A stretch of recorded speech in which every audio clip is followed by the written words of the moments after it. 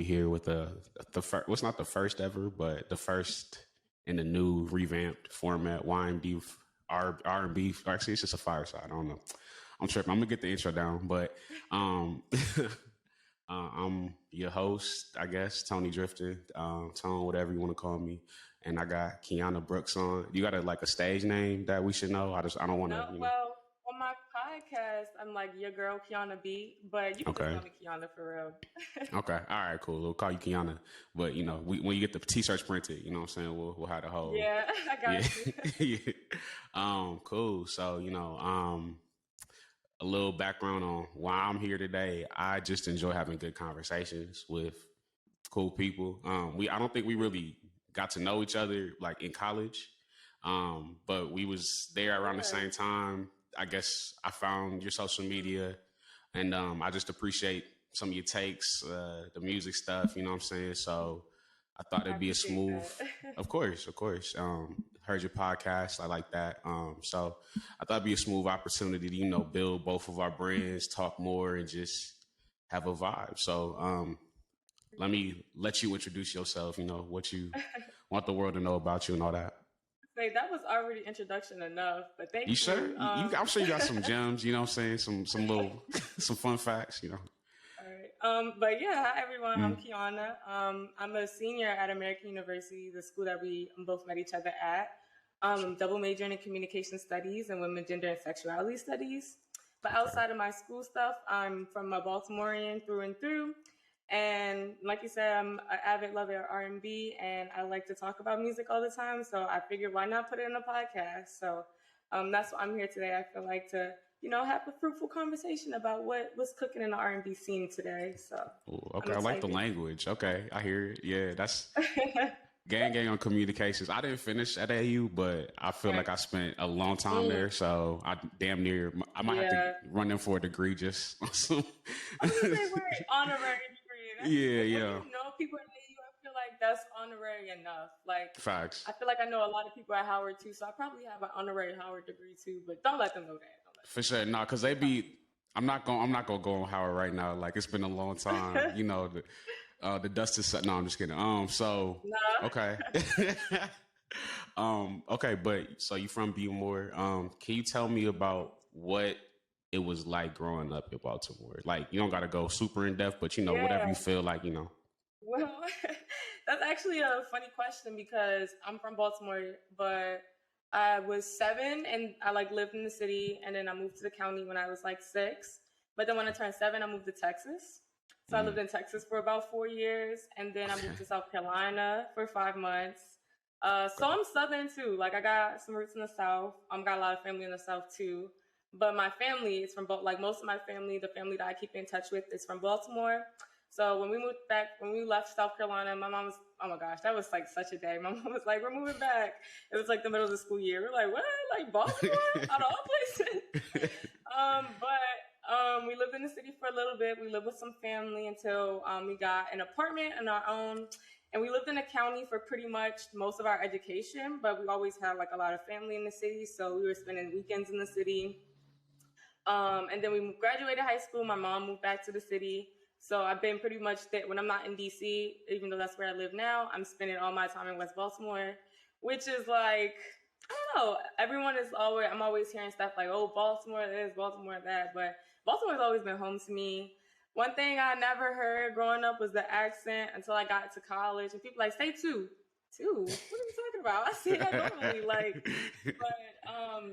That was I don't know. Baltimore, even though I lived in Texas, which is home to me too, Baltimore is where I got my character. Baltimore is where I basically learned who I was, learned my creative roots, learned what I liked, what I didn't like, who were my best friends at the end of the day. That's where most of my best friends still come from. So yeah, Baltimore's always going to be home. I feel that. Yeah. And I'm happy for some positive Baltimore representation, because I feel like people, they like to get their jokes off. I mean, they do. Chicago, it's really because people don't know. People got one image of Baltimore, whether it be The Wire or what you see on TikTok. It's it's not all like that. And it's people. It's like every city, though, honestly. Of course. I mean, being from Milwaukee, I'm aware, you know, people don't be like talking about Milwaukee on a daily basis. So you know, nah, the East Coast like really humbled me with that. But I'm repping my Bucks, you know, always. Okay. But Okay. yeah, you know, I always got to do that one. But you know, I feel that like there's so much more to these places we come from. And shit, I've been gone from Milwaukee before I came back in 2020 for like 8 years. So that was a big gap in time. But you still have that, you know, that memory, and right. that You got that community connection to home. You always know. facts. Yeah. Facts. They the ones who care about you at the end of the day. Like, I mean, for the most part. At the end of the day. Yeah. Facts. So that's what's up. Okay. That's for real. I got a follow up on the Baltimore question. Do you think, and actually all of the questions, all these places you've been, like, okay, so because we got Texas, we got South Carolina, so that's a lot of different sounds. Yeah, different. And so different. yeah, and so I'm sure that influenced your choices in music and what you was hearing. Because you said, how long did you live in? Like, what years, age wise, did you live in Texas and South Carolina? So in Texas, it was. Gosh, I moved back to Baltimore in 2010. So we lived in South Carolina pretty much the early half of 2010. So from 2009 to 2006, or yeah, pretty much. I was like second grade to fourth grade. Okay, all right. So and then so you spent most of your teenage years in Baltimore then too. Yeah, I grew up in Baltimore. Okay, got you. Yeah, because there's a difference. You know what I'm saying? There's definitely a difference. Okay. All right, cool. So yeah, what was you listening to? Like, and no matter, it don't have to be R&B. It can be, you know, whatever. Yeah, no. So in Baltimore, actually, so my grandfather is I don't know how familiar you are with Baltimore music, but we have this thing called Baltimore club music. Okay. And my grandfather and grandmother went to school with like one of the most popular DJs in Baltimore, DJ Keana Brooks. So even to this day, they're getting CD mixes. Like we have a stack of CD mixes, like probably at this point, like 300. I'm not even exaggerating. But every Sunday, my grandfather is playing one of these mixes, whether it be like the R&B mix or the hot and sexy mix or the hip hop club mix or the Baltimore dance mix. Like it's all these different mixes and all these different mashups of songs. So that's probably the one thing I do love about Baltimore music. Even though you might not get the full song, the way that they mash it up, it doesn't even matter because you're getting to the best part of the next song. So it's like, okay, you know, you forgot that they didn't even get to that part of the song. So that's Baltimore. But in Texas, my mom, you remember when CD players used to have like 5 CDs?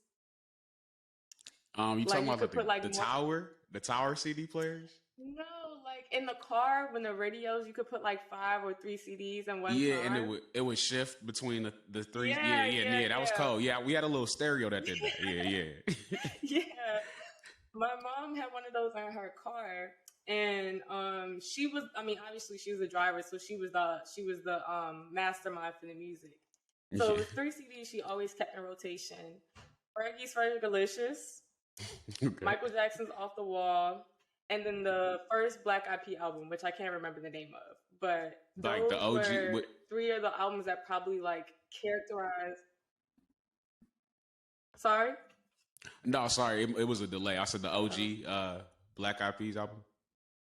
Oh yeah, it froze up a little bit. My fault. Yeah, no, it's all good. But yeah, no, OG, like old Black Eyed Peas type. Like the Black Eyed Peas not even good no more, but not at all. But yeah, so those, and then also my mom was a big pop music listener outside of like, you know, the average Charlie Wilson, D'Angelo.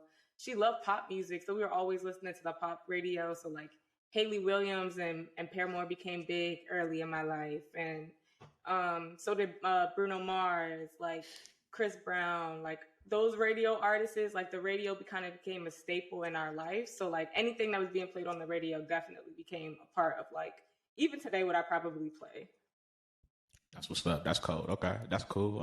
Definitely was vibing with a lot of those choices as a youngin myself. Yeah. So I respect it.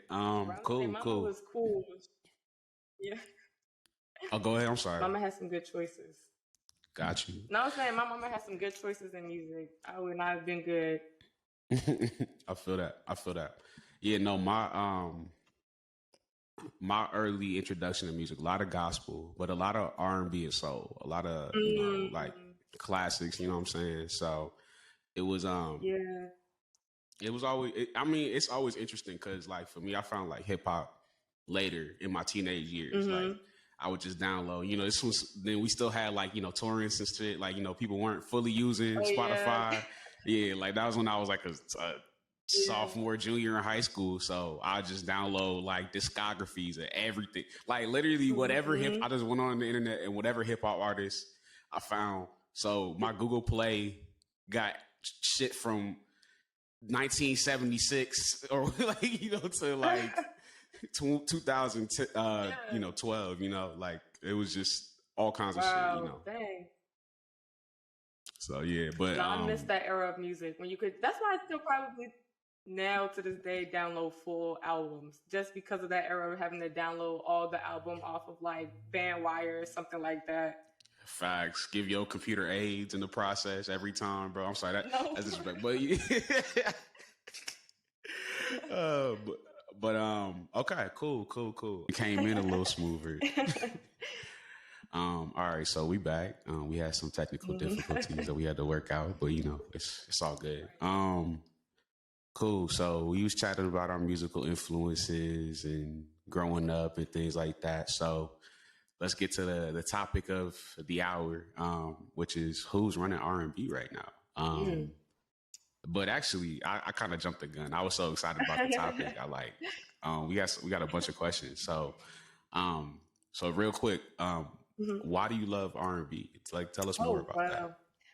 Yeah. So when you was talking about gospel, that was even something like I thought about. Like gospel probably also influenced like how much I love R&B too, just by their own voices and the candor. Like I love Kirk Franklin growing up. I love like Marvin Sapp growing up. Like, cause my mom was like, even though it wasn't like, even when I was younger, even though I would like protest, like, why are we listening to gospel on Sundays? My mom was like, no, it's Sundays. We're listening to our gospel. But my mom also, like, when she would play her music, and also because we moved so much, we were road trip. We never flew. Like, we almost rarely took a plane. So our road trip playlist used to have to be on stack. So, like, we were always listening to R&B music. And because of my mom, it's probably the reason why I love it's probably the reason why I've even gravitated to R&B now and stuck with it. Because so much of what I listened to was influenced by what she was listening to, and even talking to or listening to what a lot of these artists say their influences are. They're like Charlie Wilson, Stevie Wonder, Michael Jackson. Like these are all people I was listening to as well when I was growing up. And it's crazy that I'm 21 years old saying this, where I have people that are, 25, 26, 27 saying the same thing, but, other 21, 20-year-olds probably not so much. But I'm definitely grateful for having my mom put me on to all that music. Like, mwah, chef's kiss. Definitely. I feel like I got to agree pretty heavily because my mom was a little bit of an older mom, so she had me at like 35. So like the songs that she listened to, in her teenage years, like we had this station called Jammin' 98.3. And so like that was, sometimes I get her to put on Radio Disney, but that was it. You know what I'm saying? It was mostly Jammin' 98.3, Luther Vandross, you know what I'm saying?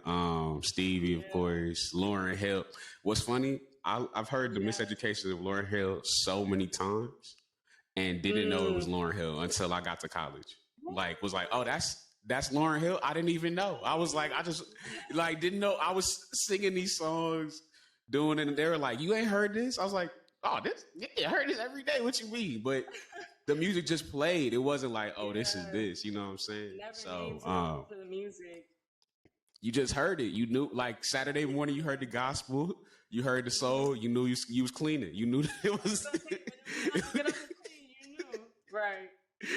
You heard the music. The Quiet Storm. So anytime she put that Quiet Storm on, it was that sultry, sexy, deep R&B, like that back in the day R&B music. Like you already knew what type you already knew what kind of energy you were kind of coming into, like the Quiet Storm. Like they already set the ambiance for you. That's some sexy shit. Yeah. Yeah. No. Like being like 7 years old, hearing them whisper in my ear, like, okay. Nah, wait. Not whispering in your ear. That's crazy. Okay, no, that's funny. That's real. But yeah, no, I forgot. Yeah, we had this dude Michael Hightower, and he was, that smooth, sexy voice or whatever. But no, I mean that's definitely influenced my own musical journey. Like I feel like for me, what's fun about making music is that although these are parts of me, there's also a fantasy I'm living. Like, you know what I'm saying? There's also like a person that I'm portraying, who I sometimes feel like I am, but sometimes I'm just, talking that talk, you know what I'm saying? just bullshitting. You're able to do that through music. Like, so much of that is being able to communicate yourself, whether it not be you right now, the person that you want to be, or the person that you're trying to embody. You can do that whether writing music, playing music, or listening to music. Facts. And sometimes you're telling your stories, you're telling other people's stories.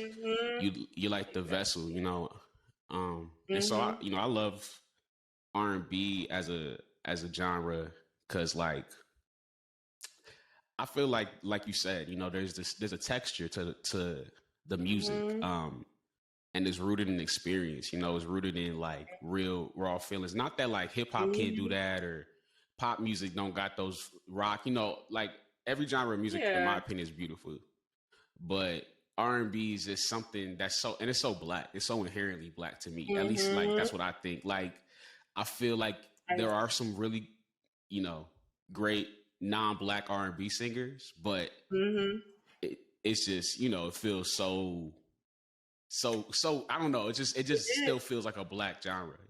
I mean, honestly, and it was like thinking about like the history of music. It was the box that they put us in, like rhythm and blues. Like that was the music that we were like, that was the music that they said we were allowed to make, basically. So the fact that even to this day we've been able to put R&B in spaces like hip hop, put R&B in spaces like pop, and like take over basically different avenues and be able to have our own R&B stations, have people be able to talk primarily about R&B. Like it's special and it means something to our people and our culture.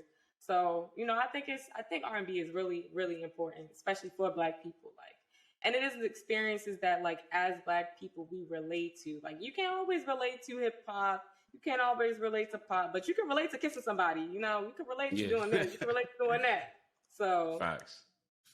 No, for sure. And that's very real. I really appreciate you explaining that way, because I think even before you experience romance, you understand romance. And so I feel it. Facts. Like our whole idea, romance is built off of what we see and experience, like in our lives. Like when I was younger, like I went to an all boys boarding school. So when I got to college, my romantic stuff was all based off of shit I seen on TV or kind of heard through the grapevine. You know what I'm saying? Like it wasn't inherently to me. I had to relearn and recontextualize whatever way that happened. Like, and so I think, but some of those things were rooted, the ideas I had were rooted in, the crooning and the whispering sweet nothings and all that shit. You know what I'm saying? That oh my God, that old school shit. You know what I'm saying? As I was like, all right, yeah, don't gotta be this dramatic, but you know what I'm saying? Like, I think the drama and the tension in R&B is something that's very palpable. Like it's very like you can get in your bag because you can think about the time where that shit happened and you was feeling somebody or so yeah, for sure. Cool. All right, so my next question for you. I have a few eras that I listed. So I want to know. I'm excited for this question. I want to see what your justification for this too is, because I don't have a definitive answer myself. So what's the best era for R&B? I'm like thinking like, cause era in terms of, I was looking at like how you described it. And I was like, well, so many of these people are like coming back into these, like coming into soul now, like coming into like these different types that you had listed. So I'm going to do like era in terms of years, but like 90s to early 2000, where it was like typically romantic, very like, I guess like the stereotype of R&B, like you could understand, like there was a staple to R&B at that time. maybe before, not so much because R&B was still trying to find his groove after like Motown, after like, you know, after Michael Jackson blew up, like his sound kind of changed from the Motown era as well.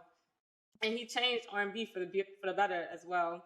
And then like neo soul, I think like of Floetry, Lauryn Hill, Sade, like but that romantic male, like Tyrese ripping his shirt off in the water, like I don't know, I just love the visuals for that time period. Like I love when there was emphasis or like a priority on like not just the song itself, but the music video that they were gonna put out with it.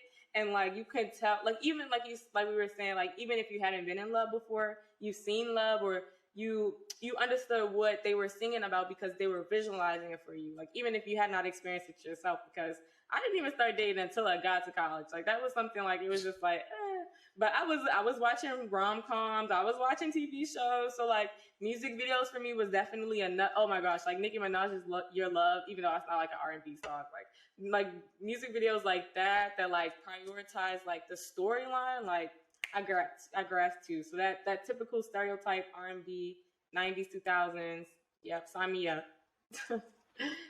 That's what's up. No, I see. That's kind of my answer too. But I don't want to. I want to keep it. You know, give some other perspectives, I guess, because I don't. You know what I'm saying? So I feel like, but I'm not gonna lie to you. New R&B, there's some standouts, but it's very. I can't think of a word, but it feels very uniform at a lot of times. Like I agree. Like I think I like what's coming out, but I think we're just in like a too cool era. You know what I'm saying? Everybody want to be too cool, and I feel like he's kind of in a rut, just a little bit. Yeah, like we got some hope. We got some, because I don't want to get into that just yet, because I already got some names in my head, but I feel like I miss the real like 8 repeating verses of the same, like like harmonies of I miss the male R&B groups, I miss the women R&B groups. I think facts like SWV, TLC, you know what I'm saying, even though they kind of just, and even some of like the early 2000s who kind of moved into this new era, like the Sierras, and when Beyonce was a little more R&B, even though I feel like she always was kind of a pop person, who was retrofitted into the R&B category. But I think as R&B converged with more with hip hop and became, and the two became more similar and adjacent. I feel like we're kind of in a minimalist era production wise, so we kind of miss out on the orchestral, the drum that do like Boys to Men type shit, like the spectacle. No violins no more. We're not hearing actual instruments no more. Like it's just 808s and beats. Like facts, and I like I would love to be busting out sonatas on a piano, but like I'm not there yet. So like you know what I'm saying. So I got to get these type beats off. But it is hard to find. That's kind of what I try to do with my music, but it doesn't always work. But like you try to recapture some of that, like that energy, that little bounce, that funk, like D'Angelo. Like he one of my favorites, and he's one of the GOATs of all time. But his shit always had that, that kick to it, that bounce, that swagger in it. That wasn't just like, I'm cool, I'm gonna whisper this shit. Like, you know what I'm saying? He was like, so that's what I miss. I miss the swagger of it. I agree. Yeah, I feel like some of these new people, I agree. Like some of them, like it's okay to have the arrogance, but like back in the day, like it wasn't like arrogance in the type of like, I'm better than you, or you should already be with me because I'm that nigga. Like, no, it was like, my baby, come on, like I'm putting it down. Like, come on, man. Like that arrogance is more so from a place of like, I need the security with you. Nowadays, it's like, man, I don't really need you anyway, but if you want to come through, you can come through. It's like, ooh, I mean, dang, but I'm coming. Yeah. But... I'm a beater, but you could have been nice about it. You said it a little nicer. Like, See, but y'all gotta stop allowing it. That's no, I'm just kidding. Yeah, said something about that actually. Like I saw it. He made like an article. He was like, ladies, like if y'all want these men to stop calling y'all bitches, stop dancing to the music that they putting out. And honestly, that's facts. Like that's, I mean, not to say that Neo had his little weird thing where he was doing the same thing. So, but that's real though. Like if we have an issue with that, then we have to stop normalizing it. Like it's not okay. For sure. And I feel like, as far as saying like shit like bitches and hoes and shit, like I feel like I learned over the years, I adapted in different ways. Like, as a man, like, you know what I'm saying? Like you start hearing niggas say that shit. So you just like, okay, I mean, it's normal, yeah. Yeah, I'm gonna say it, but it was never like something that I was raised hearing and shit like that, like especially in the music. And so finding a way to like, I mean, it might slip into a song. I'm not gonna pretend like it's like I'm like the holiest person still, but now and again, right? Like and it is what it is, like. But I feel like the intention behind some of how we use certain things, like, is important. And like I'm definitely not like man, we got to take responsibility for our actions as well. You know what I'm saying? So I'm not gonna sit here and be like, oh, y'all shouldn't dance to it. I mean, like, sometimes that shit be hitting. Like, I'm not gonna lie. But, like, You're right. Just like we shouldn't be dancing to it, y'all just shouldn't be making it. Point blank, period. Facts, but, I feel like there's balances with some of that stuff that you can take, I feel like you said, it's all well-rounded. As long as it's well-rounded. Like, if you just throwing it in willy-nilly, just saying it just because, like, you have no intention, it's just all for impact sake, then that's not the art form, you know what I'm saying? I feel like the art, and that's what I think really is. It's like, the art form is kind of lost on like a lot of folks, you know what I'm saying? In music in general, because I think even, okay, I'm cheating a little bit because I'm jumping to the next topic early, but actually that was a perfect transition, low key, because I didn't even see I wrote that note down. So hey, good for it. Okay, but one of my favorite persons right now, who is very toxic, but one of my role models as a musician is Brent Faiyaz, because Brent Faiyaz finds ways to say toxic ass shit, but it's eloquent. It's very, it's smooth. You listen, you like, damn, right? I'm like, man, he really saying some horrible shit right now. But man, I kind of want to be him. Like, I'm like, what? So I think, I think that's like definitely a. So you know who? There's an art to it. Oh, go ahead. I was gonna say, who definitely does the same thing, but came out probably like a little bit earlier. People probably won't give him the props for it, but Party Next Door. Like I remember being like in high school, listening to Party Next Door, be like, okay, like this beat slap, but you want to do what? Like, just what? Like, but he was always like, he's probably coming into like my teenage years, like he was probably like my favorite. I think that era was like alt R&B or like emo R&B, I guess is what they call it, or like stripping. I don't know. They call it like different names for it, but that like club music that you're gonna hit at the strip club. It was that vibe. Yeah. No, I feel like Party Next Door.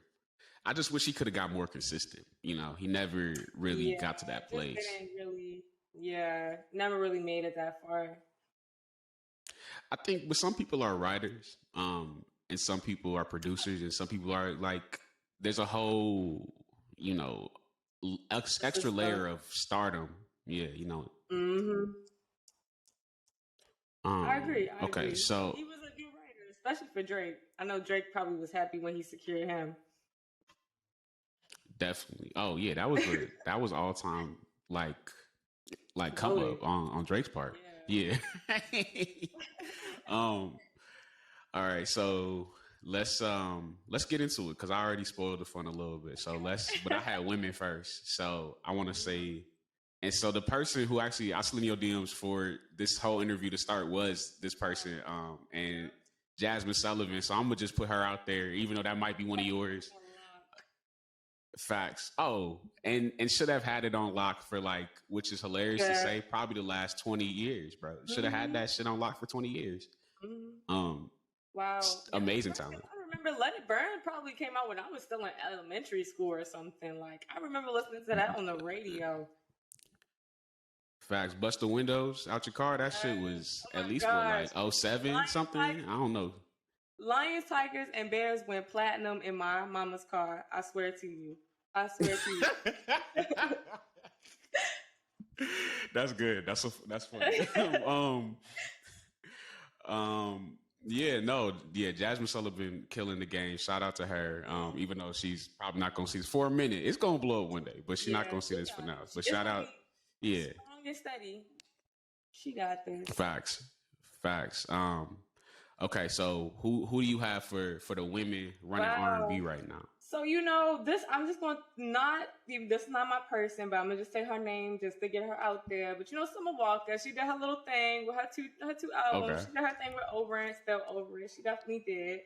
But I have my eye on Chloe and Halle right now. I know like they still doing their own single things right now, but they had one of the best albums during the pandemic, and the fact that, because they took their separate careers at like towards the end of what's going on right now, they didn't really have a chance to like establish themselves in like high places as a duo. But like I'm excited for the future for them. Like I still feel like music is in the future for like them as a duo. And like I think that whatever project they decide to put out next, especially if it's after the Little Mermaid movie, it's gonna blow up. Like it's gonna get Grammys. It's gonna get the attention that they deserve. Because like they didn't even get to go on tour for either of their albums. So I don't know. I'm definitely keeping my eyes on them two girls. Chloe's doing her thing right now, but I know when Halle starts making her music, making her way back to the scene, it'll be the bee's knees. No, I feel you. I got stock in Chloe and Halle and Chloe, whichever one. You gotta switch it up sometimes. Give them both some love. Yeah. Okay, I fuck with that. I think so. My thoughts on Chloe and Halle are that they are very talented, and I did enjoy their last project. I did. I didn't think I'd like it, but I was in the car driving, and I just heard "Have Mercy," and I didn't feel like changing. And I was like, okay, all right. Yeah. I see the vision. I see the vibe. Yeah, I was like, all right. I only heard the little hook on social media. I was like, all right, I can get into this. So I just feel like sometimes, like, okay, this might sound weird, but I feel like their shit is too angelic. Like, you know what I'm saying? I'll be like, this shit is too heavenly for me. Like, it's like vocally, like. And I think because both of their projects was like they hadn't like that was their sound, and I feel like now they're being mentored by Beyonce. They're both kind of trying to figure out their own lanes of like what they want to express. So I think like letting them have that time to do that will help them figure out their strong suits as a duo. Because you're right, like most of the heavenly sound though in their music came from Halle because she had this really sweet, soft, like heavenly voice. That's what got her the project. That's literally what got her the Little Mermaid project. Sure. But I think Chloe also playing around with her deeper kind of sultry voice and getting more into like the modern, I guess, idea of what R&B is. Like it's probably going to take their music. It's probably going to elevate their music to a different level. It might not be what it used to be. It might be a different project. And I do see that a lot now in artists is like changing up their sounds after their first or second album. Like, it's really frequent nowadays, actually. Like, we might have defined them as one thing. They would not have defined themselves by the second project or the third project. So I'm excited for their future. Even if they decide to do solo projects, and, maybe that might be the best for them, too. Like, I'm just going to keep my eyes on them, too. Yeah, no, I think you have great points, and that's a good analysis of them, because I feel like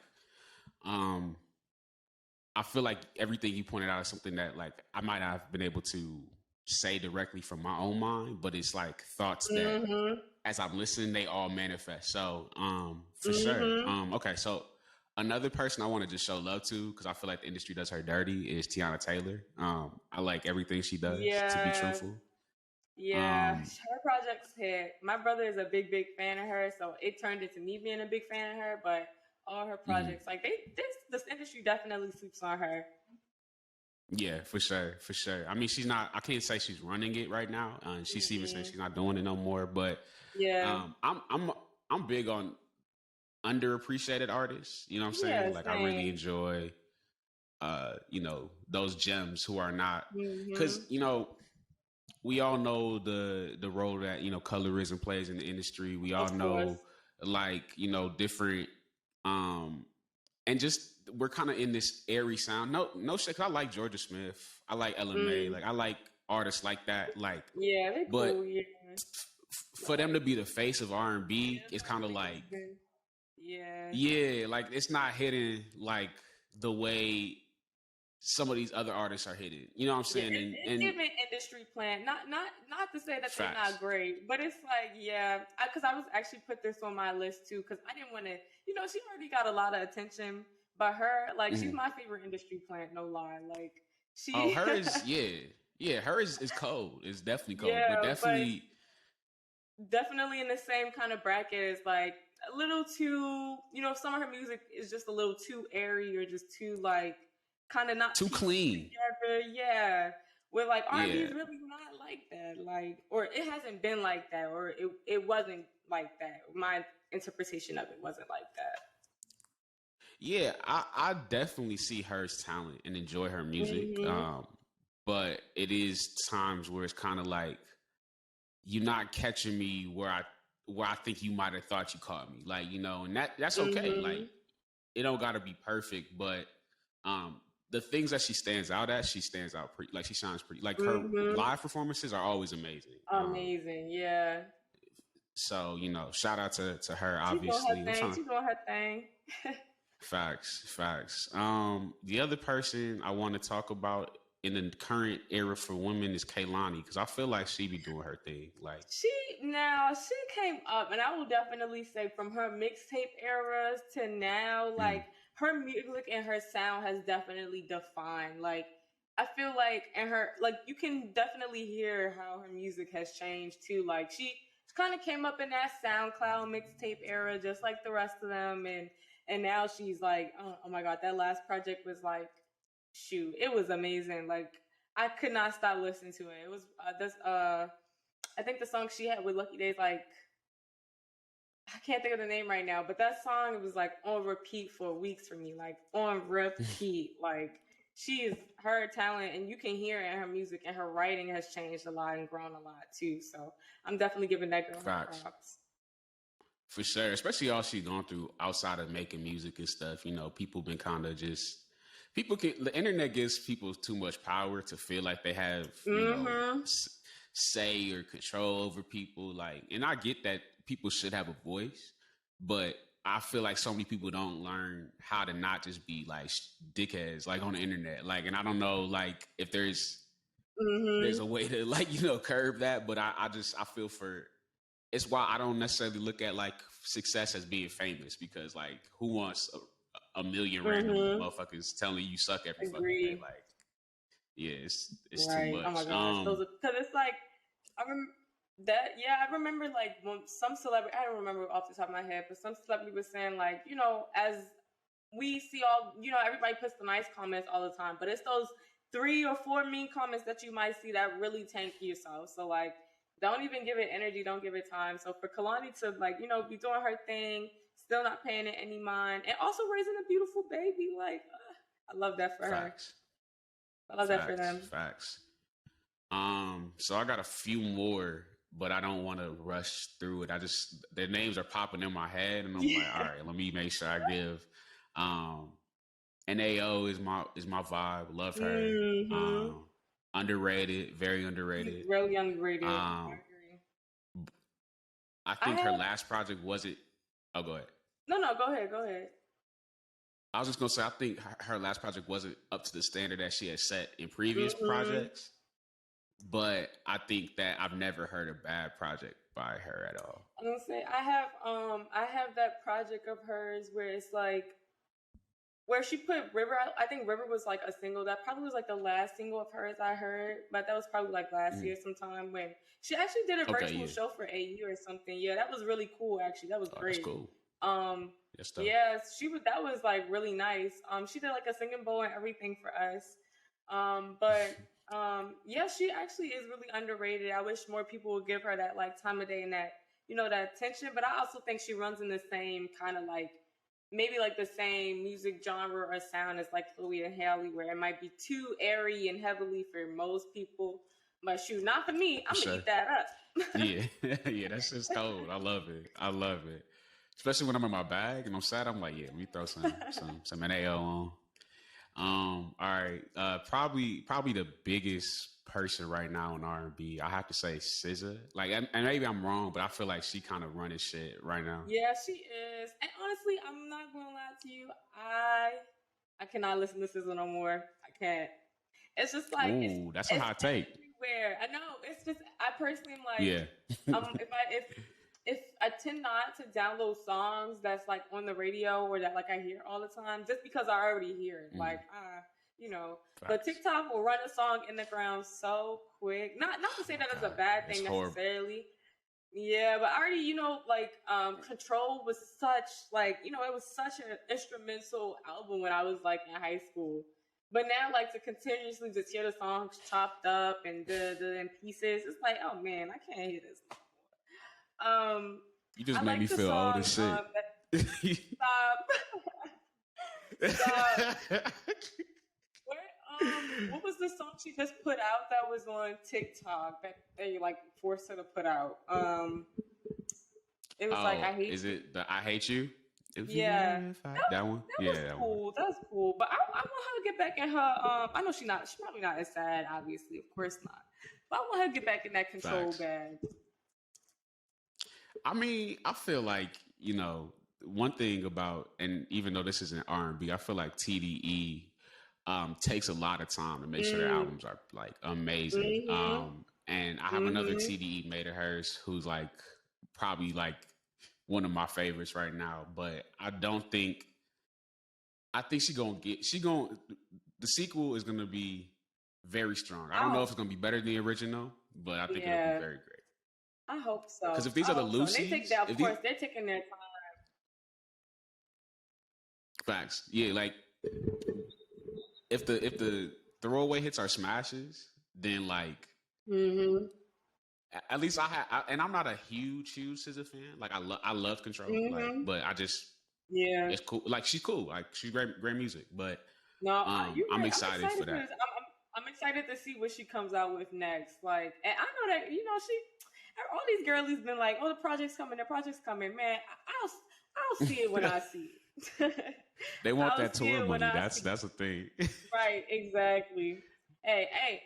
Speaking of TDE, even though she's not an R&B girly, I want to give some attention to Doechii. She's on TDE. She's a smaller artist. She's been like, she's a hip hop artist, rap artist that she's been touring with like Isaiah Rashad and SZA when they did their little thing. She's like, wow, her bars are insane. Like, I think that girl's gonna go far. But like you said, colorism does its thing. And people got their optics and stuff, but that girl's gonna go far. I can't wait to see where her career takes her. I'm gonna definitely check her out and listen to give you my thoughts on shit. I think the one song that was popular by hers is Yucky Blucky Fruitcake. Something like that. Okay. I'll check it out. Okay, cool. There was somebody else that I was like, you're gonna hate yourself for not. Oh no. Like, yeah. But I don't know. Do you have any other R&B women? While I think of my last. That's kind of underrated. I really want to give this duo Van Jess like some attention. I love their voices so much. Yes. They're a vibe. They're great. Like, they're a vibe, and I love their projects. Honeyweed's been like a song on repeat for me by them. But yeah, so many R&B women are really taking charge in this industry, and they're changing the dynamic. Like, I feel like that was the one thing about 90s and 2000s. Like, we really were only meant to we really only had the males to listen to, honestly. Like, they were the ones that would narrate, like they were the ones that was taking charge. But now we really feel like the women are taking charge. Like, the women are getting their stories, their narratives. Like, Jasmine Sullivan's, like, the idea behind Hotels is amazing. Like, have the tales in between each song. Like, to give a Great physical concept. narrative to songs, like, I love that idea. And I really enjoyed it. Like, you know, I be on my feminist shit doing what I can, like, you know what I'm saying? But, you know, it's not like the lived experience, you know what I'm saying? So I really felt like as that kind of like, as somebody who at least tries to, you know, advocate and learn and educate myself on that shit, like it was really refreshing hearing those stories and kind of like what the thoughts are, because, you know, society tends to orient itself towards the male perspective. Like we all know this. And so being able to reclaim those stories in a way that was engaging. Like I was in Ghana in October for a photography trip and was like it was cool. And Look, I you just said couldn't that so nonchalant. I'm sorry. Yeah, I'm sorry. So because I be posting pictures, I just assume people pay attention. So I'm like, oh yeah, I was doing that. Like but it was a cool, dope opportunity. I'm not just, oh yeah, bro, I just was out here. No, my family's from there too, so that's kind of that connection. But the point of that was more about Jasmine Sullivan's album, and just like that was the only thing I could download in certain places. So I just would just had Tidal on, just listening to that shit, and I was like, wow, this is a cold ass project. So I figured out who Ari Lennox is one of the people who I have mixed feelings on. I agree. But my microphone fell over. I agree. But, you know, I will say this. I understand her stance on wanting to leave the industry for not getting the attention that she so rightfully deserves. But it's also interesting to me because I learned I'm in this class this semester called Musical Industries and Culture. And I actually learned something interesting about like the radio industry is that the radio doesn't pay the people to play their music. The record label pays the radio to play the song, right? So knowing that and like knowing that one of her most popular songs is on the radio, it's kind of like, dang, like even if when the industry was still pushing her, she still didn't really get the attention that she deserved. So I definitely know, but you know, I do think that her sound might not just be for everyone, but shoot, I don't know. I do think like she and her features always bang. So I don't know. I think, and this might be because of what the industry does to people, you know what I'm saying? So, but I think that she kind of has Wale syndrome, to me, and it's okay. where she's really talented, and I can appreciate the fact that she's frustrated about things, but it's like the complaints kind of makes you like, and like it's fucked up, like you know what I'm saying, like, and I'll be like, people sleep on me all the time, so I'm not saying she's wrong, but it's a part of the game, I guess, and so I think that like that might have some of what it is to do with it, because it's not that I root against Ari Lennox, but I don't always root for her, and I think that like how your narrative shapes itself out can affect your success, and that doesn't necessarily mean that she's the only person who's doing that, or like and I feel like a lot of people highlight the negative aspects of her complaints or her you know her things, and like that paints her in a frame that makes her, but I think that's a part of it, but I also do think that her music is very specific, like it's very like it's a specific sound, very soulful, very, you know, a lot of character, very rich sounds. Yeah. And that's not what's banging in the club. So like, you know, it's the numbers. It's a numbers game a lot of ways, like good, bad, or otherwise, you know? And I think it's mad interesting that you described this as like the Wale syndrome, because I mean, they're both from DMV too, right? And the DMV the DMV has its own kind of popularity in a sense. Like it's like the South. It's like LA. Like if you bang in the big DMV, like you gonna feel like you bang everywhere, right? Especially if you're in these LA industry, people looking at you saying, let's sign you. So you making it from the East Coast to the West Coast, you like you said, you feel like you're gonna feel some type of way that like, I just did all this for this, and I'm still not getting that attention. But like you said, the industry is built like that. Like the industry is built to basically screw their artists over, and like that's the name of the game. But in the same breath, where it might not be the most helpful to her brand, I think it's the most. I think it helps to at least open our eyes to like, okay, this is what I mean. There's still younger people learning about the industry, and not all of them are hip to the fact that like the industry are wringing their artists dry. They're making them work like workhorses, but not paying them. So I think to some sense, like with the help of social media, she's being able to start conversations where like, yeah, these artists are really getting gypped at the end of the day. These really talented, like she's signed to the same label as she's on Dreamville, you know. So these really talented artists are getting signed to these good labels, but not getting shit from them. Why? When their top artists are making the money. But it's basically like they need the top artists to make the money so they can basically play around with the smaller artists. Like, but they know they know who the money maker is. Like, come on. It's a top down system, and yeah, exactly. So, and I think that's a great point. I think, like I said, that's something that I wanted to be careful about. How hold on, I'm trying to get this audio. I feel like it's but like, good.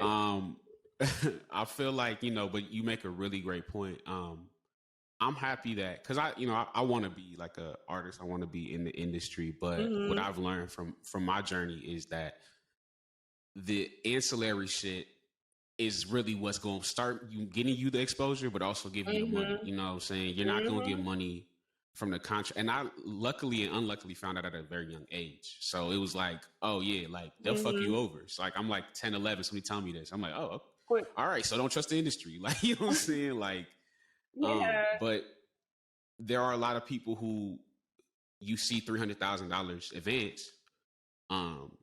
You don't know what the point system is. You don't know that, you know, the average royalty that artists get after they pay back their loan is like a 16 to 18%.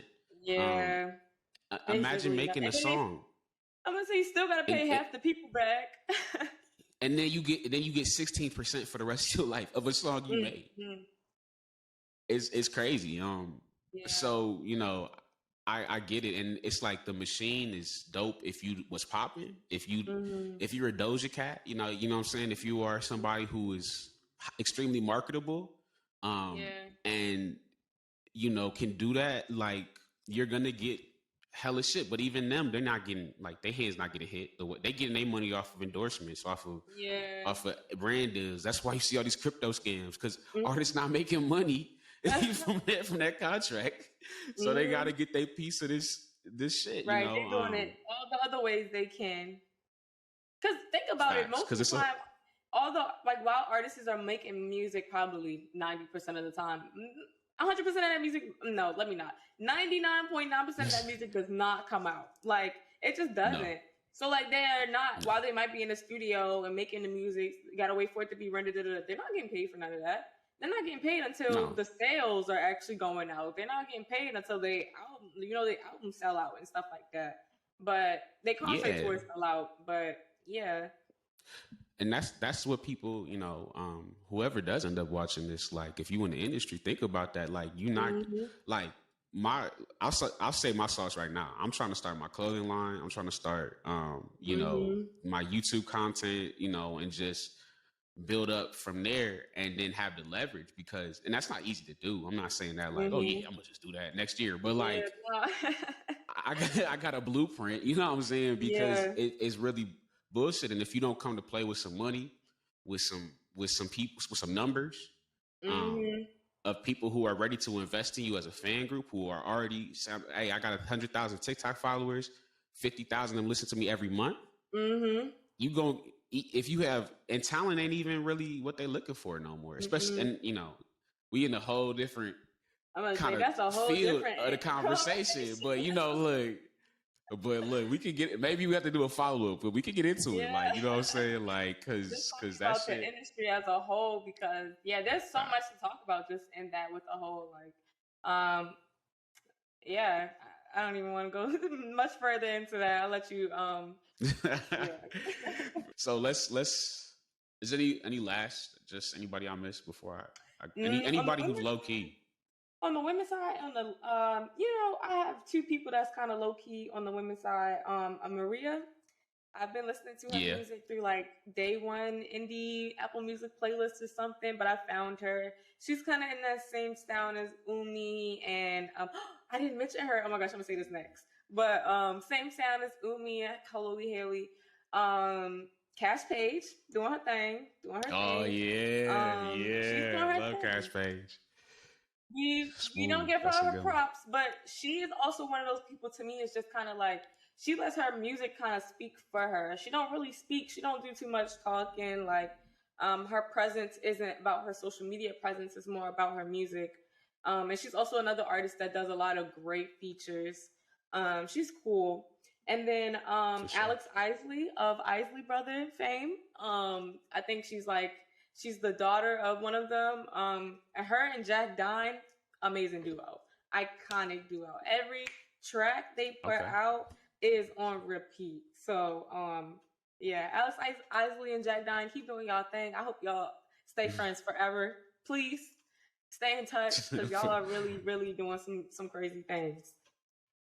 I'm gonna definitely have to get into that too. You gonna have to just text me a list of whatever. Okay. You know what I'm saying? And I actually got this like playlist going on right now because I tried to do this last year of like making a playlist every month, but my attention span, it didn't work out. So this year I'm just gonna do all my 2022 favorites. So whether that just be like songs I heard this year, songs like even though they came out last year, songs I heard for the first time this year, or songs that I'm just like really, really feeling this year. Yeah, so I can send that to you too. But yeah, for sure, please, and I'll send whatever. I'm you know, saying we gonna build it up. We gonna right. I always like to steal new music. I mean, I always like to listen to new music. Still, no, look. Oh yeah, I found this one. This is I don't even know where I heard this one. No, I have a few. I got a few more people that I want to show some love to. Real quick. So Victoria Monet had a great project last year. Oh my gosh. Amazing. Justine Sky. Kali Uchi has been doing her thing. She be doing her thing. Snow's last album was kind of mid, but overall she be doing her thing. Project, but I haven't really heard too much from her recently. Okay. That's fair. And then Sid, the kid, gotta show love to Sid because Sid. Be putting out the vibes. Every time. So she's been in the game pretty much as long as like Tyler and Frank Ocean, but like she's pretty much the same. Like she's been on the same kind of level in terms of like her fame or notoriety, even though her music just is constantly getting better, constantly. Facts. The internet as a whole is like a gift to all of us. Like you said, a gift.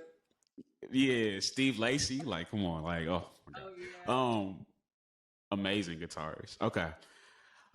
So let's get to the boys, to the men. Let's see what's I'm gonna let you go. I'm gonna let you run this one. I'm not gonna lie. I got three people actually, because the second two people are the group. But Lucky Day definitely doing his thing. I mentioned him earlier, and the fact that he even got a co-sign from Music Soul Child at that verse is like that made my heart soar. Like when I first heard when I first heard that song, I was like, okay, this is the first of my Music Soul Child. Like how you get this sample? But to get the co-sign, like.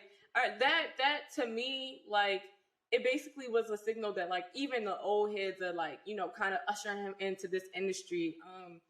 And believe it or not, AU actually did a virtual, we did a virtual concert with him.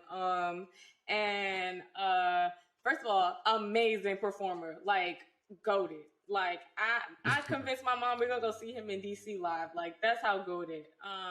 But even getting a chance to interview him and talk to him, like, he's just, like, down to earth, and, like, his roots and where he comes from is really influenced through his music.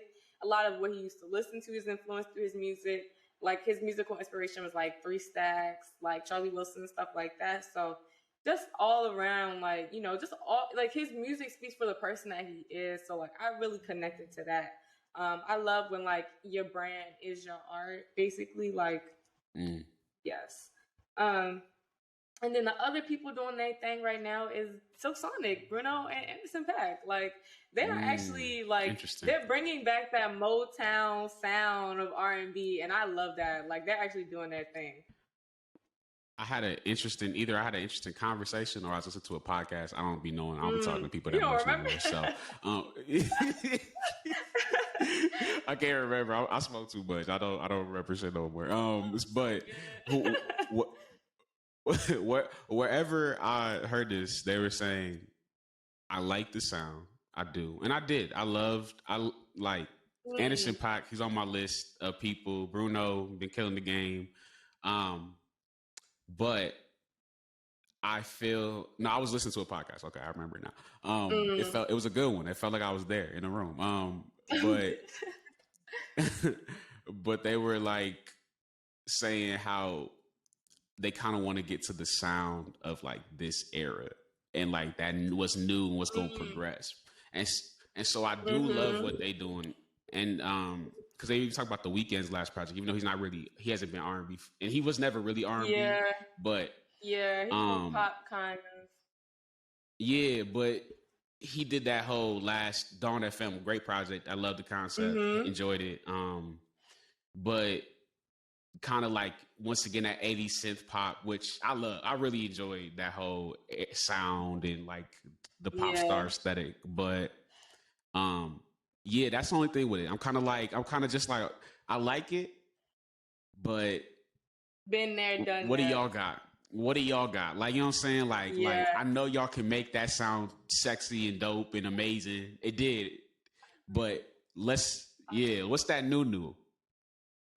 That is, I will say though, for Anderson .Paak, that's not really his thing, but that is Bruno Mars's thing. Like that's always been Bruno's thing. Like he's never really been. It's more about bringing the old to the new. Like his thing has always been like about bringing a sound that he grew up to like a new audience. It's never really been about revamping it. So I do like your point on that. I don't know. I think that's the one thing I do like about it though, because it's like they're not in a sense trying to. Well, this project in a sense wasn't here to like change R&B forever. You know, they were basically paying homage to the era that the era. I think who was the narrator for that album? I can't remember. Oh, Bootsy Collins, was it him? Yeah, Bootsy Collins. Yeah, like I think so. they basically paying homage to that era, like. And that's why maybe if it was a full album, I probably would have felt the same way, because there were two songs where the ends I'm just like click, but I do love I do love the first half of that project. Like I don't know, like I think it was great to me. But yeah. Okay. Yeah. No. That's fair, and I agree. I don't want this to be a Silk Sonic hate session. You know what I'm saying? That's all love, but. Okay, so let me see who else do I have. So I already said my shout out Brent. My guy Sir it just makes the waviest fucking music. And his brother D Smoke. Okay. Oh yeah. D Smoke is cold. Okay, like cold. Talented. I didn't know they were brothers. Yep. They're brothers. That's not fair. And their mom is actually a famous singer too. Like I don't remember if you did. Did you ever watch his Tiny Desk? No, I did, but it was like when was it? When it was a while ago, right? It was like right before the pandemic or something, actually, because they were still in the NPR space. But his mom was singing, and I think his brother was singing too with them. Fun fact: I actually have been to the NPR Tiny Desk space, and when I was my last year at AU, I was supposed to go because our teacher was like, if you want to go to a Tiny Desk, just let me know. Dang. So I was supposed to go to one, but then the fucking, pandemic happened. But I don't know if I have it on my IG now, but there's a picture of me like at the NPR, like Tiny Desk. Oh my gosh, that's crazy. Yeah. So, it looks different than you, because it's not, usually, it doesn't usually have like the setup the way it is, but it was cool. Cool going to. I'd love to work for NPR, like for just like a year, like what I'm saying. That would be so cool. Like I would love to. I also like being growing up on the radio. I just feel like even though people say radio's dead, I just have a love for like the the audio of radio, like the sound, being able to basically visualize. Like, I don't know, the thing with video is like you get to see what's there, right? But with audio, you kind of have to make up your own fantasy of what's there. I like the role playing, or like the being able to create my own story of like what the person might look like. Like, I was telling my friends this, like, oh, we didn't even mention, like, you know, Sam Smith, you know, he did his thing for a little bit. In the R&B game. Yeah, he's cool. Yeah. He's straight. Yeah. Well, not really. Or they. Is he they? No. Oh, they. Sorry. Yeah, I was going to say when I first. No, it's all good. I forgot. Yeah, I'm going to say nowadays, I forget when people say, when people change, especially Sam Smith, you know, like right after they came out, like, ended, like, you know, the media attention went away from them. Like, I feel like that happens a lot of times with queer artists anyway, like when they come out, except for like Frank Ocean and Tyler the Creator, obviously, but if they don't fit in that typical mold, then like they get pushed out. Like, but yeah, when I first heard Sam Smith like sing for the first time, I thought he was black. Like, I was like, oh, this is obviously a black person. Like, why wouldn't it be? And to see, like, you know, I got to create my own fantasy in my head, and I saw it. I'm like, oh, this is a British person. Like, this is a British person. Yo, not even American, a whole British. Just like, you know, but that's what I like. That was that's the whole point I was trying to get to. Like, I just like to create, like, before even getting to see, like, you create your own assumptions of people, obviously based on, you know, biases and stereotypes and stuff. So I like to see when my own images are challenged or changed by what I think. So for sure, and I think there's a level of discovery that's like, I don't always want to like throw on Tidal and fucking like find, or whatever it is, Spotify, Apple Music, and then like find a playlist and like, oh, have I heard this before? Like, you know, I miss some of the banter, you know, like all that shit like that. So, you know, I think that the problem with radio is that it's become so homogenized. Like, if you like, iHeartRadio basically owns every radio station in the country type shit. And so, like, and they're all basically playing the same sounds.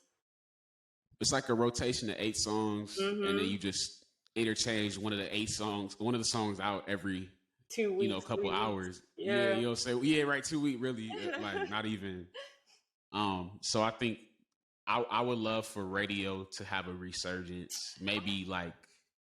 And kind of just be like a free market in a sense, like to not have like like, you know, not to have like the industry put money into it to play this and this song. Like, it should just be, you know, people wanting to play these songs, coming in being like, hey, I played this song because I loved it this week and da da da da. I think that's what we're missing from radio, like the actual connection. Like people aren't playing the songs because they actually like them. They're playing them because of payola or because this is what's hot in the industry right now. Facts. Hey, look, you might have just came up with hey, look, I'm about to start this venture with you. I'm about to do some live stream Twitch DJ so commentary. Cool, yeah, that would be so facts. Cool. That I think that's a real, whoever does something like that, I think I feel like that's like a really dope. I think the thing that we don't realize as humans, because we have such a limited time in this world and shit like that, is like how much shit just repeats itself in different formats. And sometimes like you have to kind of like bring that shit back in a different way versus like kind of just letting shit play out. You know what I'm saying? Like, and I feel like that's kind of, I feel like we get into a point where everything feels, there's still creativity, but it feels like it's getting tighter and tighter. Like you're like, like, I can't even move type shit. Yeah, I feel like what's acceptable in the art scene nowadays is like, well, what's going to get the most likes, or what's going to get the most shock value, or what's going to get the most attention, so people are going to share this. It's like, what happened to just making art for art's sake? I think, I'm not going to lie. So I think that has always somewhat been a lie. But what I think hasn't been a lie is how we understand and experience art. And I'm not saying that everybody shouldn't have an opportunity to make their art, but when there was more of a streamlined system and the cracks weren't showing, you know what I'm saying? Like those who could shine very bright, shone very bright. Now the beauty is also the curse of all this access is that there's, for every two of us who are doing this, there's like a million other of these going on right now. Right, And that doesn't exactly. diminish what we're, I'm here to have a good conversation, to talk about good things, and, Right. do whatever I do with the video. But like, still, you know what I'm saying? Everybody is so saturated, you know what I'm saying? And so many people are trying to do what everybody else is doing. And when it's I not think really it's the same thing with that. it's not, because it's the same with movies. Yeah. Like, you know what I'm saying? Like, they're not. I was listening to something about TV shows, screenwriting, all that shit, and it was like, basically, if you don't have an IP, if you don't have a 100,000 whatever pre-selected people, you're not getting shit greenlit, because they're not going to take that chance on some shit that might fail. And I think that's a sad part of just what's going on right now. I mean, yeah, like you said, I mean, obviously, because they want what's ever going to get the money. So if it's a risk that it's not going to make them the money, like, of course they're not going to take this risk. It's actually interesting that you brought that up, though, because I had to watch this film for a class. The name of the movie escapes me, but it was a movie about like the lack of diversity in like the film industry, but it was primarily about like the lack of gender diversity in the film industry. And they basically talked about how like, it basically was talking about how this has all been a man's game for a long, long time. And like in the same breath where like there have been women that came in and changed the game, and they were like, well, this is the moment that was supposed to change everything. The industry is still set up in a way that's like, we gonna still do what we gotta do, because these are the people that's making us money, not y'all.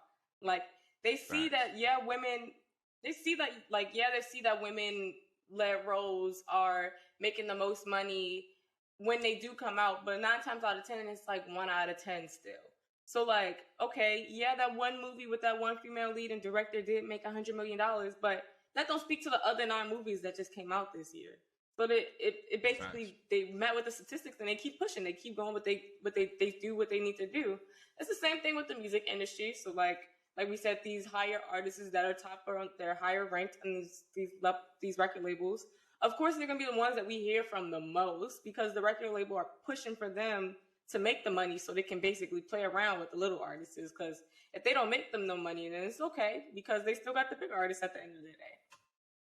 Facts. And then, everything you're saying is just real shit. Like, I feel it's hard, I think, to break through because of the way. I'm sorry, I started looking at notes and got distracted. Oh, no, you're good.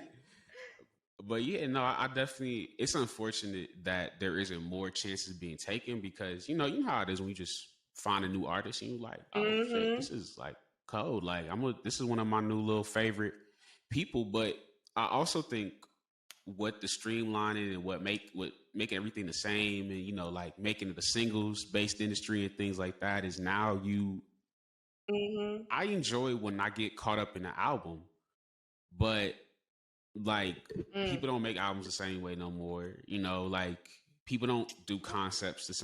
People do concepts. A lot of people are doing the concepts, but the ones who are really putting that effort and really making beautiful music aren't being exposed. They aren't being talked about. They aren't being showcased. And so it makes it hard for me, and I'm sure you know this, like you get music fatigue. You be like, I don't feel like looking for all these niggas. Like I just want it to be right.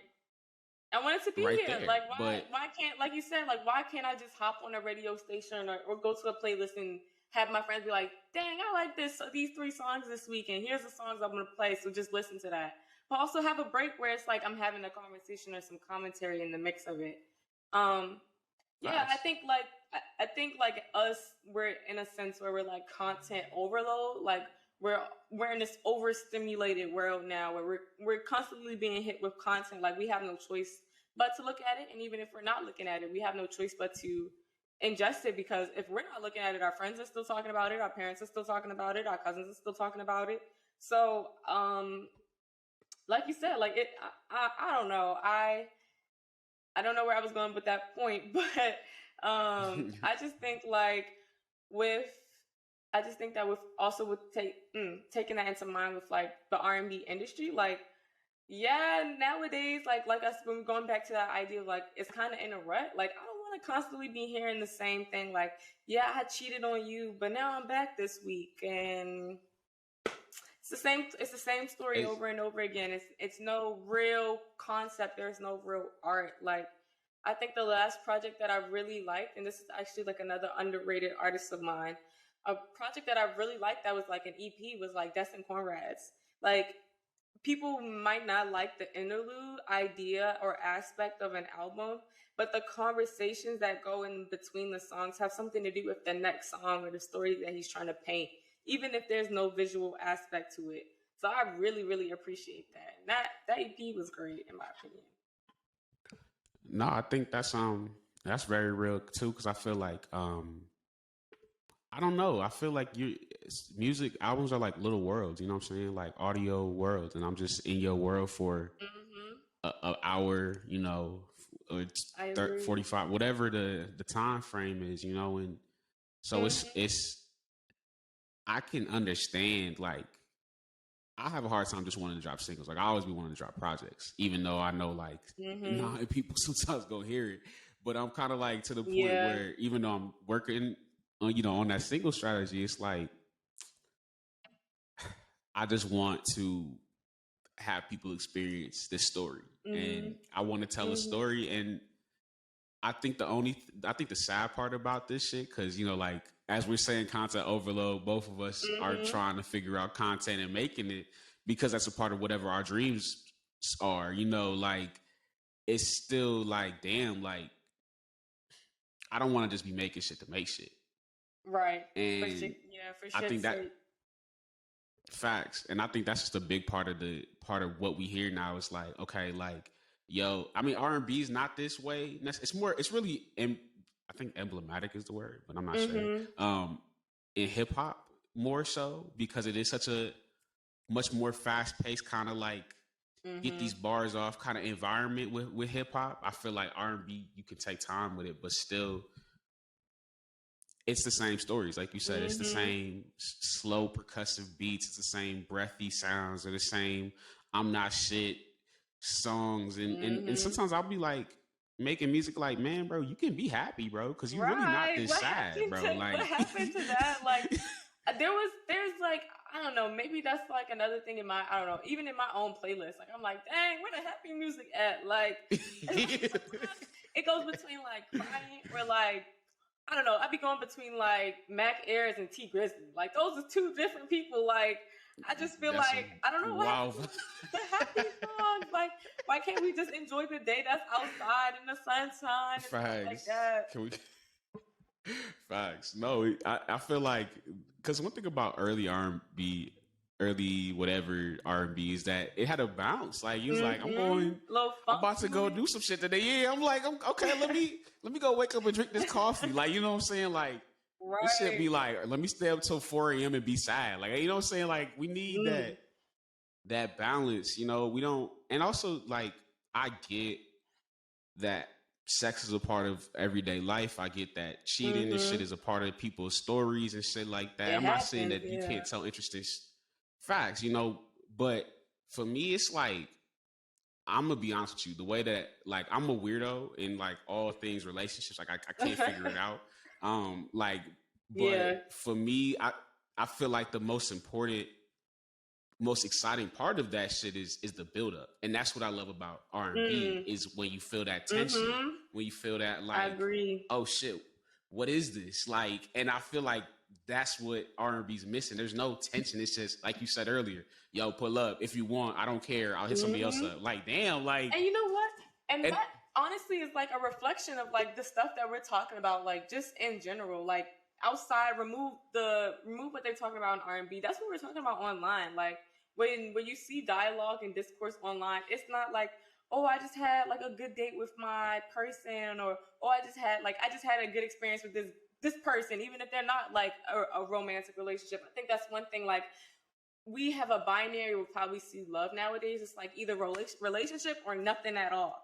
And it's like, if it's nothing at all, it's sexual. And it's just like, but you can have like romance and then not necessarily be sexual. You can have romance that's not necessarily love. Like, I think that was probably another aspect of R&B. Like, it was all aspects of love. It wasn't like just romantic or intimate like sex. It was just love. Like there were songs about like another song that pops to mind is like Faith Evans and Puffy's like "I'll Be There for You" when after Biggie died. Like you know that was a song about friendship. Like that wasn't a song about like gang banging and stuff like that. But like you don't even really like people don't even really have friends nowadays. Like when you see stuff on social media, like yeah, I don't even like these bitches no more. This, and this, and it's like okay, well. I don't know. It translates into the music that we listen to. It translates into what people think is like important to talk about. When, you know, and then also in the back end now, like we're saying, we're the ones having these conversations and people are also probably thinking these things, but not vocalizing them well. It's like, where is the positive R&B? Where is the positive representation in these typically negatively depicted music and like music genres?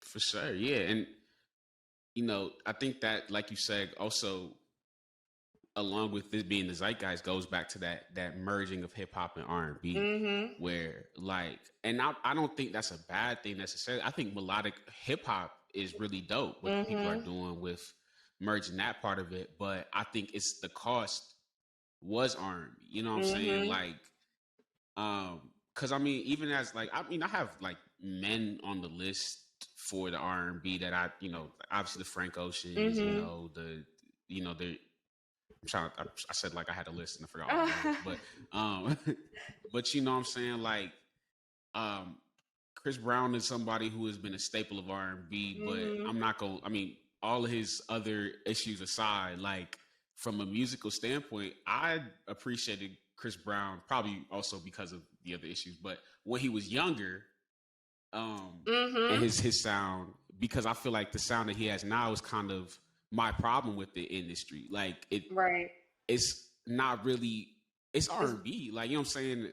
Like, but it's like and robotic. I'm not here to, like it's cranking out of a machine, his music. Like it's literally the same thing over and over again.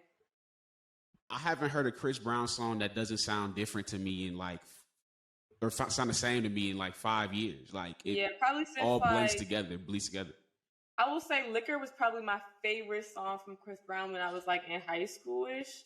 But like that was but that was like how it was produced. It wasn't necessarily how it was being sung. Like that pouring of liquor in the background, like that was tight. But you can't really give that credit to Chris Brown. You got to give that to his producer, whoever like helped him. Yeah. Right. And I will say, I think production. Oh, go ahead. Go ahead.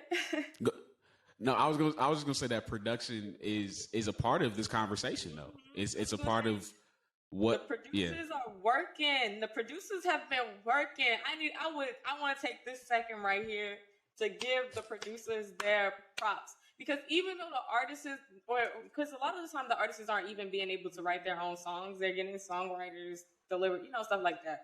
But the producers are being able to make nothing into like masterpieces, basically. Like just from like being able to put like, you know, just being able to stitch beats together and hearing how the sound will flow with the beat that's already produced. Like these producers been working. I think D-Mile is someone that I see frequently that's been working on like R&B hits. He's worked on like Joyce Rice, I think Lucky Day. He's helped like Ari Lennox on something. Like he's actually like a really, really like active producer right now. But obviously that's not who you hear. You hear the artist, not the producer. But I definitely want to give him his props right now.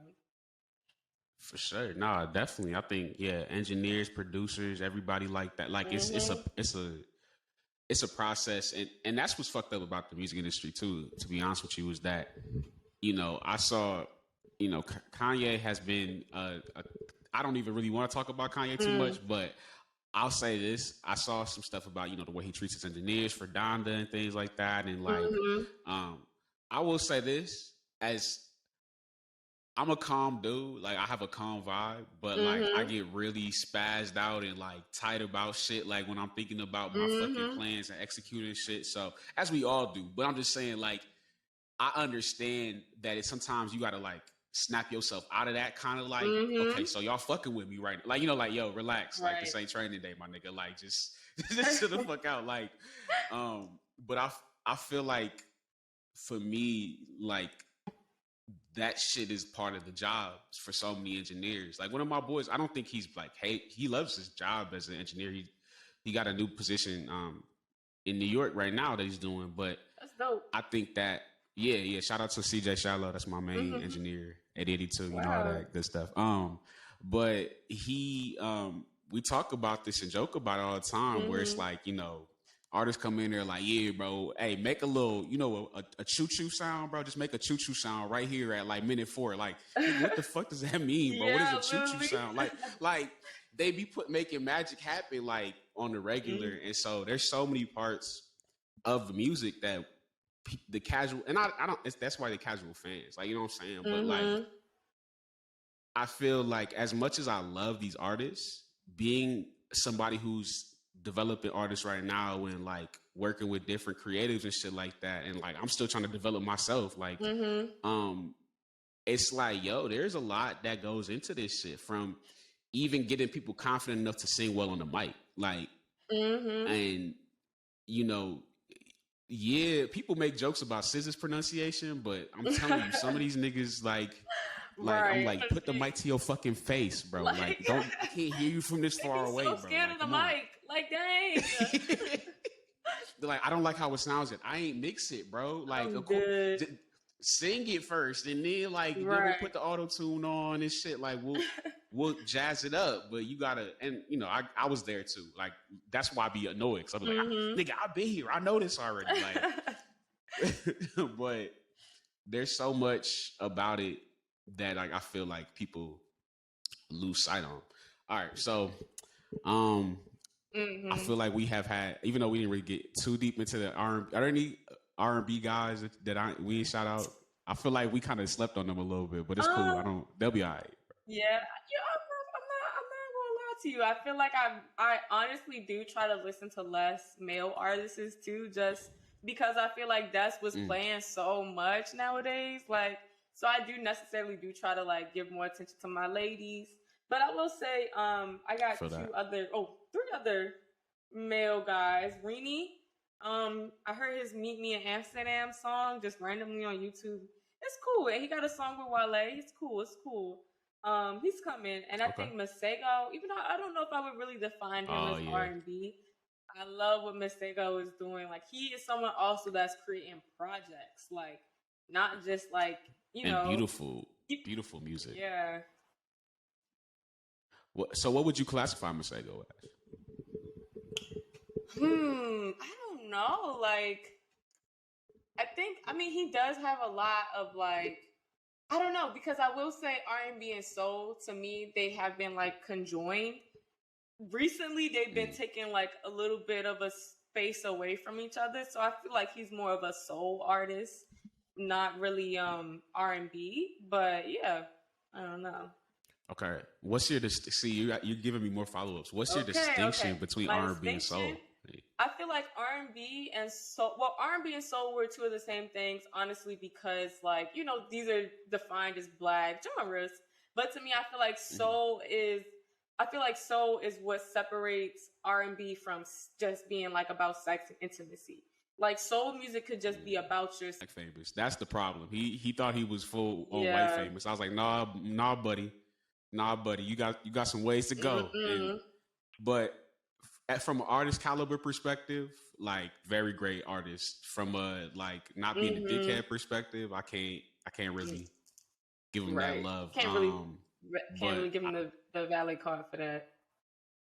This ain't co-signed. It's just hey, you know. Okay, and then I'm trying to. Like, there's some people I just don't want to say. Like, I don't want to say Khalid because I feel like he had one good song, but that's. How do you feel about Ty Dolla $ign? I like who? Well, go ahead with what you said, but I said Ty Dolla $ign. Oh, I'm gonna get back to that. Okay, I like what Khalid was doing. I actually got free concert tickets to see him when it was like Apple was doing this like concert series my sophomore year of college, and they had like a concert in like every city. It was like Khalid was one. Bad Bunny was one. It was like two other artists I can't remember off the top of my head. And like I got tickets and like I got to go. He's a good live performer. I will give him that. I will give Khalid that. Like, he has great energy. He has great stage presence. The Scenic Drive album, I just didn't really like. I didn't really latch on to. Like, it just, I heard 3 songs. I was like, well, let me get on with the rest of my day.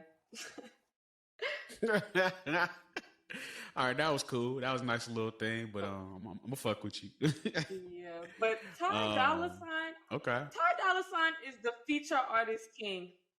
Ty Dolla Sign is the feature artist king, and that's what I'm gonna say on that. Yeah, definitely a feature guy. Definitely a feature guy. Yeah, James don't Blake. Do you fuck with James Blake? Yes, I do. Okay. All right. I'm like, I don't know. I'll just be like, damn, like there's names, but all right, cool. Well, let's wrap it up with you. Give us some good record recommendations, but I had a game, but I don't know if I find the questions. Okay. I was gonna give you like 5-10 seconds to like. I didn't have the way to like make it interesting, like, but it was just like a song shit. Like I just can't remember where I put that shit, but it was like it's corny ass questions, but like fun questions, but still corny. Like, let me see, if I can find it, but I was gonna say. I'm gonna cut all this little of me trying to find it. Okay, but yeah, that's good.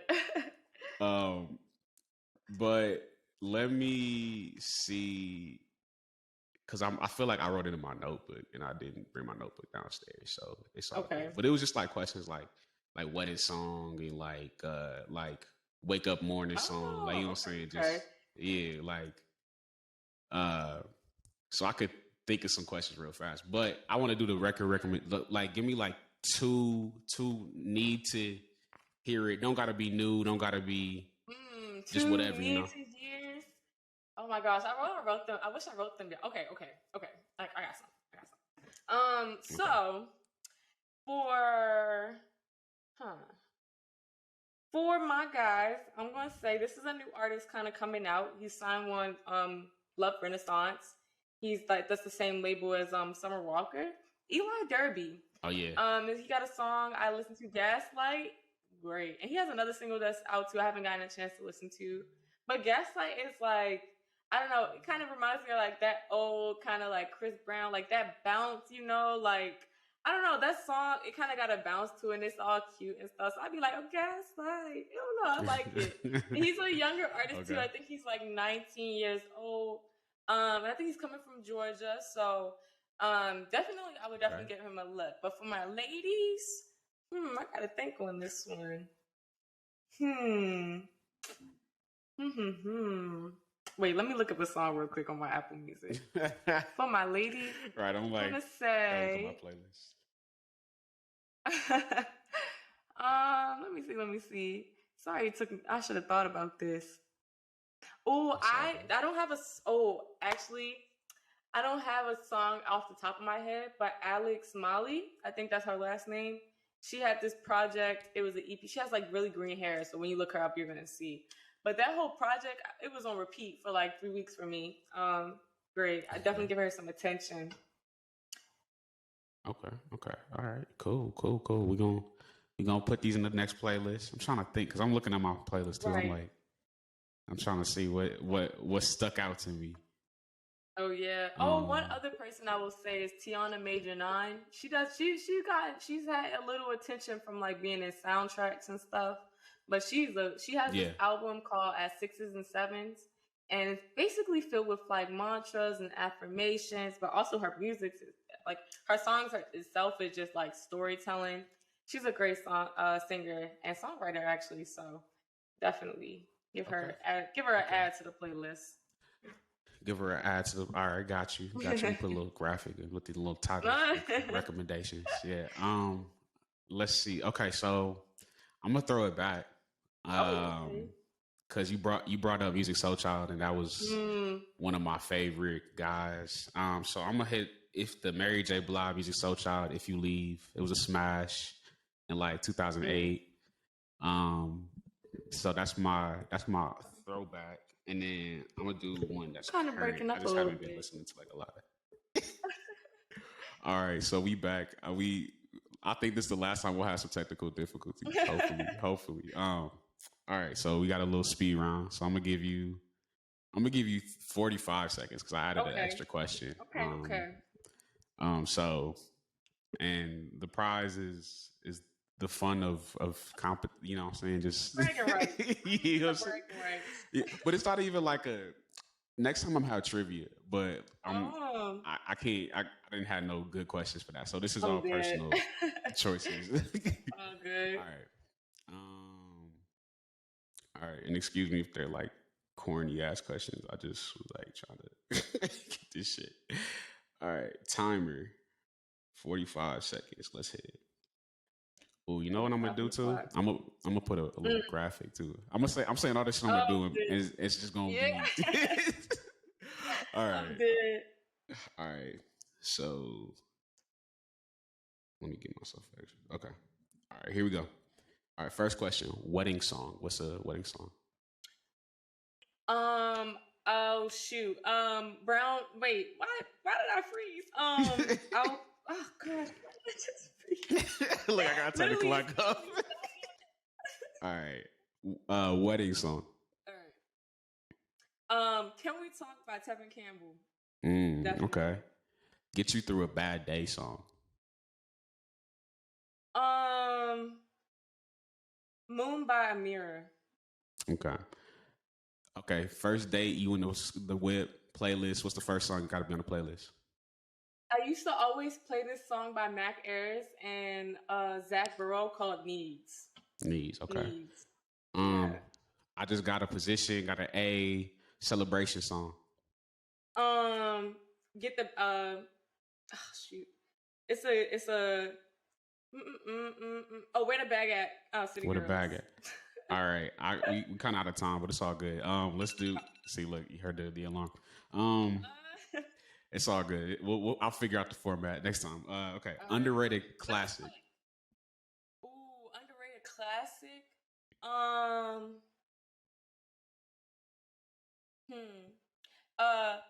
Charlie, Last Name Wilson by Charlie Wilson. Okay, all right. I see. All right, and then the last one. About to turn up, hit the club with the friends. R&B edition. What's